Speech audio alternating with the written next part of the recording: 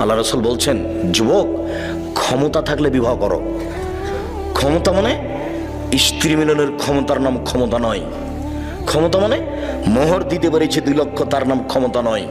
ক্ষমতা মানে স্ত্রীর জন্য বাড়ি তৈরি করেছি, পেশাব পায়খানা তৈরি করেছি, তার নাম ক্ষমতা নয়। ক্ষমতা মানে চোখ যেভাবে ঘুরে বউ সেভাবে চলে, তার নাম ক্ষমতা। চোখ যেভাবে ঘুরে মানে বউকে যেভাবে উঠতে বলে সেভাবে উঠে, বউকে যেভাবে বসতে বলে সেভাবে বসে, তার নাম ক্ষমতা। আয়েশা রাদিয়াল্লাহু তাআলা আনহা বলছেন, তার বদনামের কথা, তার খালাকে নিয়ে পেশাব পায়খানা করতে বাইরে গেছে, তো ফিরে আসার সময় তার খালা পায়ে কাপড় বেঁধে পড়ে গেছে। তখন তার খালা বলছেন, মেস্তা ধ্বংস হোক। তখন আয়েশা রাদিয়াল্লাহু তাআলা বলেন, কি খালা? মেস্তা হচ্ছে বদরি সাহাবী, আপনি তার বদদুয়া করলেন কেন? কেন খালা বললেন মেস্তা ধ্বংস হোক? ছি ছি ছি ছি খালা, এটা কথা হলো? মেস্তা হচ্ছে বদরি সাহাবী, বদরে উপস্থিত ছিলেন, বদরের যুদ্ধে। তখন খালাতে বলছে, এই খাকের মেয়ে, তুমি জানো? বগুড়ার ভাষায়, ধুর হামদা, তুই জানিস ঘটনা কি? কি খালা?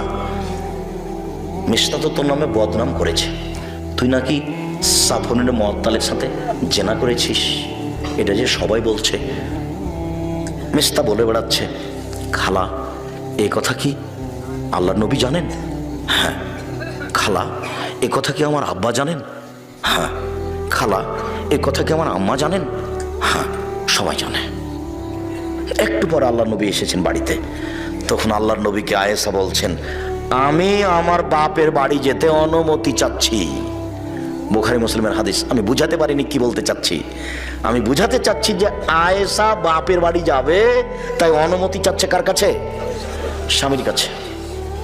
আমি যদি বুঝাতে না পারি তাহলে আমি অক্ষম, জাতিকে বুঝাতে পারলাম না যে ধর্ম কাকে বলে। আপনার স্ত্রী আপনাকে না বলে পা বাইরে ফেলতে পারে না, এই কথা মুহাম্মদ সাল্লাল্লাহু আলাইহি সাল্লাম বলেন। পৃথিবীর সবচেয়ে দামি মহিলা এই জটিল পরিস্থিতিতে স্বামীকে না বলে বাড়ির বাইরে যেতে পারছেন না। বাড়ির বাইরে যাওয়ার কোনো অধিকার নেই। আর একটা ঘটনা দেখবেন, শুধু খালি ওই যে স্বামী কবরস্থানে এখানে দাঁড়িয়ে হাত তুলে দোয়া করছেন, এইটুকু গেছেন বাইরে, তাই মাথায় কাপড় দিয়ে যাচ্ছেন। উনি বলছেন যে দেখলাম আল্লাহর নবী আমার পাশে শুয়ে গেলেন জুতা স্যান্ডেল কাপড় চোপড় রেখে।